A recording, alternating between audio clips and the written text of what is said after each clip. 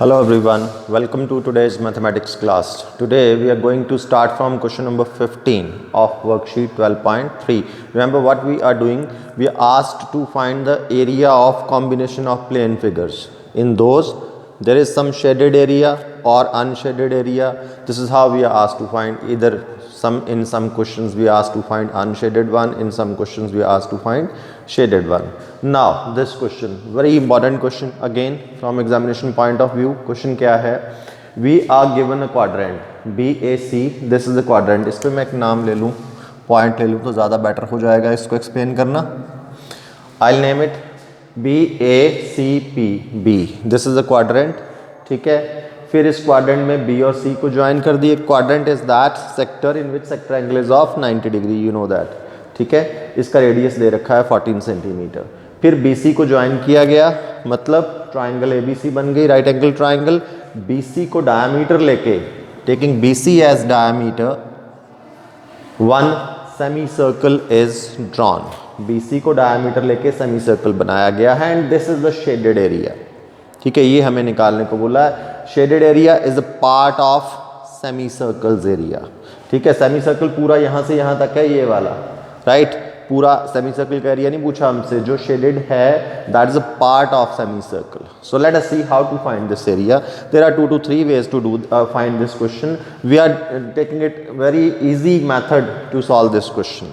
हम क्या करने वाले हैं, देखो, हम पहले will find the whole area. ये सारा एरिया निकाल देंगे, total area the whole area. How to find the whole area? Simple thing is that triangle's area plus semicircles area gives us the whole area. From that whole area we'll subtract this unshaded portion, that will give us the shaded portion. ठीक है, and what is unshaded? Unshaded is nothing but a quadrant. मतलब from the whole area we'll subtract the area of quadrant to get this shaded area. ठीक है, सो सबसे पहले हम काम करने वाले हैं पाइथागोरस थ्योरम लगा के पहले BC निकाल लेते हैं, क्योंकि BC is the diameter of that semicircle. Now by Pythagoras theorem in triangle, which one? BAC. So BC square is equal to AC square plus AB square, 14 square plus 14 square. देखो इसको easy way से करता हूँ मैं. 14 square 2 times 14 square. ठीक है, so this is BC square. Now BC equals to square root of this. Right, 14 का square मैंने एक्सपेंड नहीं किया, 14 स्क्वायर का square root 14. So what BC is 14 root 2 centimetre. BC क्या है? Radius of diameter of semi circle. So therefore radius of semi circle, इसको capital R से note कर देता हूँ. Half of this 7 root 2 centimetre and radius of quadrant. ये जो quadrant है इसका radius that is given 14 centimetre. इसको मैंने स्मॉल r से रिप्रेजेंट कर लिया. ठीक है, now let's do the calculations. Triangles area plus semi circle's area minus quadrants area gives us the shaded area. तो कितने एरिया चाहिए हमें अब? 3. ठीक है, now area of triangle ABC, half base into height AC into AB, half 14 into 14.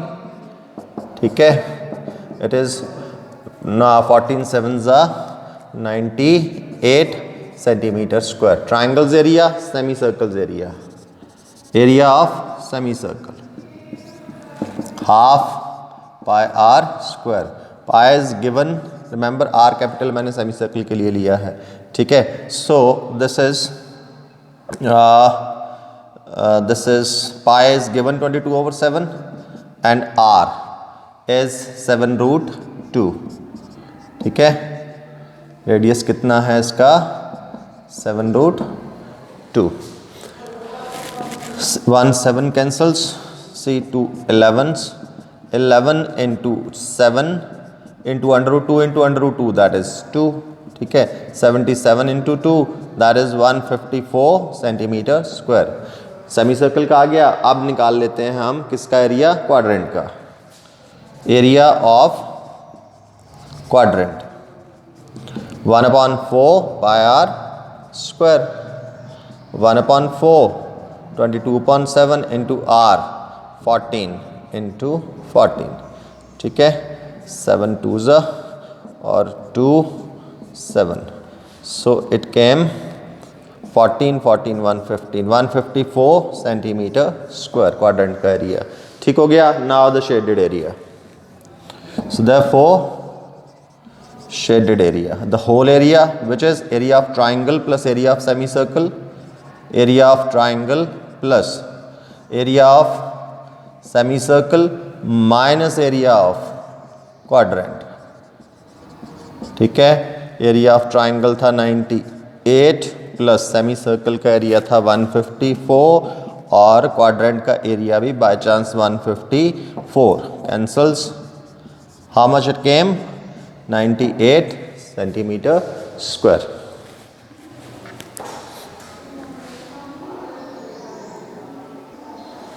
Now will see next question, question number 16। Question है क्या पहले देख लेते हैं। There are two quadrants of a circle of same size of radius 8 centimetre are drawn in such a way, दो quadrant same size के इस वे से बनाए गए हैं कि they have some common portion in between, उन दोनों के बीच में कॉमन पोर्शन बन गया है ये वाला, ठीक है। एक क्वाड्रेंट ये है, इसको नाम दे दूं ऐसे, इसको P ले लेते हैं, इस पॉइंट को Q, तो इस क्वाड्रेंट को नाम देना इजी हो जाएगा। ये वाला क्वाड्रेंट क्या है, AD सॉरी, ठीक है। ये क्वाड्रेंट और एक क्वाड्रेंट ये है BCDQB, these are the two quadrant of same size and this is the common portion between them जो हमें निकालने को बोला गया। इसके 3 और 4 वेज हैं इसको निकालने के। देखो जिस वे से मैं आपको करवाने वाला हूँ, what I am doing here, so इन रीजन्स को मैं नाम दे दूं 1 2 एंड 3। कौन सा रीजन का एरिया निकालना है, 2 का। 1 एंड 3 अनशेडेड हैं। By the symmetry of the diagram, see ये बन क्या गया है, ABCD ऑटोमेटिकली एक स्क्वायर बन गया है यहाँ पे, ठीक है। सो ये जो 1 एंड 3 हैं, you can see the symmetry of the diagram, you can say both areas are equal. मैं एक एरिया निकाल लूँ इधर 1 और 3, एक निकाल लूँ इंटू 2 कर दूँ, दोनों का आ जाएगा, ठीक है। सो इन दोनों अनशेडेड एरिया को अगर मैं स्क्वायर के एरिया से माइनस कर दूं, what I am going to get, the shaded area. This is how I am going to do this. See side of square, radius of quadrant 8 centimetre, square का area आ गया 64 centimetre, quadrant. अब ये quadrant का नाम mention कर देते हैं। सपोज करो मैं क्वाड्रेंट ले रहा हूं ये वाला ABPD, ठीक है। ये क्वाड्रेंट का एरिया निकाल लिया, 1/4 पाई r स्क्वायर, सिंप्लीफाई कर दिया है मैंने, इट केम 50.28 सेंटीमीटर स्क्वायर। 352 को 7 से जब डिवाइड करना, मैक्सिमम बच्चे डिवीजन गलत करते हैं, यहाँ पे 0 लगाना छोड़ देते हैं, डिवीजन के रूल्स फॉलो करना प्रॉपर, ठीक है। सो 50.28 सेंटीमीटर स्क्वायर। अब स्क्वायर के एरिया से मैं इस क्वाड्रेंट का एरिया माइनस कर रहा हूँ, what I am going to get, area of this one region 3, और 1 का सेम होगा इंटू 2 कर देंगे। So therefore area 3, what is that equal to, area of square minus area of quadrant, कौन सा जी, नाम दिया है हमने ABPD, दोनों निकाले हैं हमने। स्क्वायर का area 64 minus 50.28, that is 9.72 centimetre square, ठीक है। Not 9 point, it's wrong, it is 13.72 centimetre square, ठीक है। किस रीजन का एरिया आया, रीजन 3 का, same is of region 1, so therefore this implies area 1 that will also be same 13.32, therefore area 1 plus 3 means this is the unshaded area, ठीक है, in the whole figure। so 13.72 into 2 कर लो, दोनों same तो हैं, 4 14 1 15 6 1 7 and 2। What is this? This is the unshaded area. How to get the shaded area now? Square's area minus unshaded area, that gives us the shaded area. So therefore shaded area, that is region 2 भी लिख सकते हैं हम उसको, जो हमने diagram में mention किया, area of square minus area 1+3, ठीक है। स्क्वायर का एरिया 64 था, 1+3 का 27.54, अब इसको माइनस कर लेना 64 and 27.54, 10 - 4 6, 9 - 5 4, 13 - 7 6 and 5 - 2 3. So it is 36.46 centimeter square. This is how we'll get the shaded area.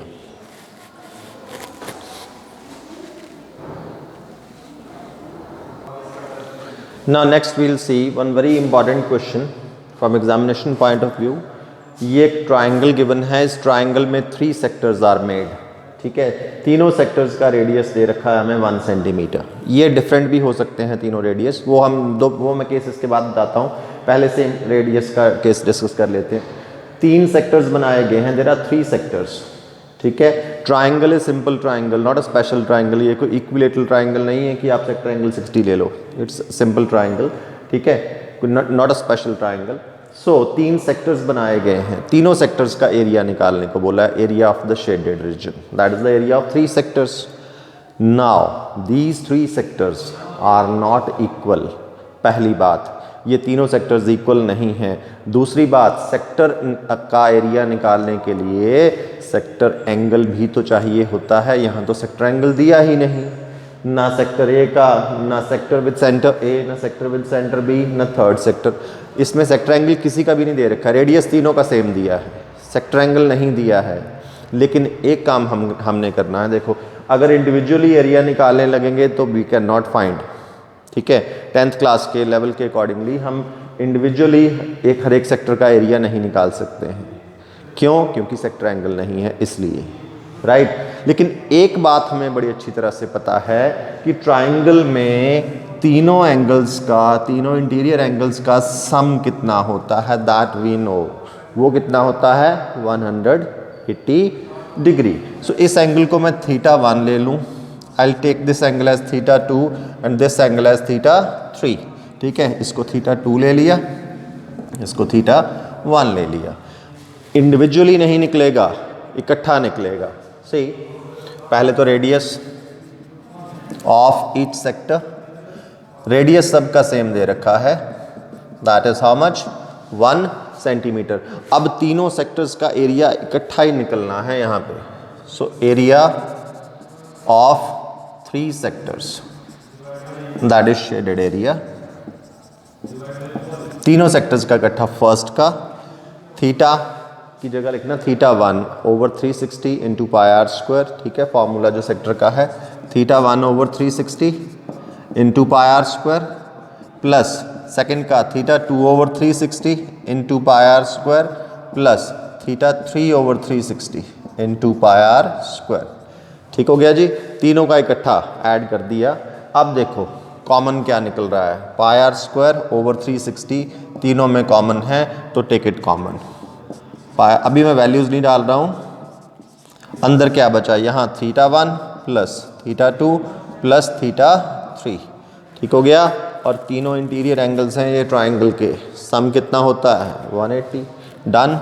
अब वैल्यूज़ डालते हैं। पाई 22/7 दिया है, r that is 1 over 360 into what is that, इन तीनों का सम 180 डिग्री। ये काट लो पहले।